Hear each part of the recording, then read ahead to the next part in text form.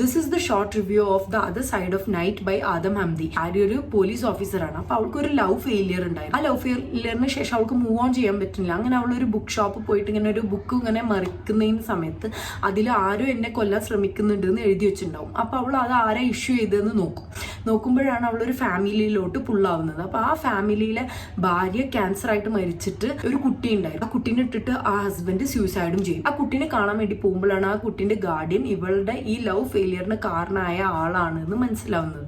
So അയാൾക്ക് എന്താണ് ഇതുമായിട്ട് ബന്ധം, അയാൾ എന്തെങ്കിലും ഫ്രോഡ് ആണോ എന്നൊക്കെ പിന്നെ അവള് കണ്ടെത്തുന്നതാണിത്. ഇത് ഭയങ്കര ബ്യൂട്ടിഫുൾ ആയിട്ടുള്ള ഒരു ത്രില്ലർ. ഒരു കാരണവശാലും നമുക്കൊരിക്കലും ഇതിന്റെ പ്ലോട്ട് ട്വിസ്റ്റ് മനസ്സിലാവില്ല. ഞാൻ വീണ്ടും ആ ഒരു പാരഗ്രാഫ് വായിച്ചുകൊണ്ടിരിക്കുന്നു. കാരണം എനിക്കിത് ഡൈജസ്റ്റ് ചെയ്യാൻ പറ്റുന്നില്ല. സോ അത്രയും ഷോക്കിംഗ് ആയിട്ടുള്ള പ്ലോട്ട് ട്വിസ്റ്റ് ആണ്. So if you love thriller with plot twist, then definitely check this out.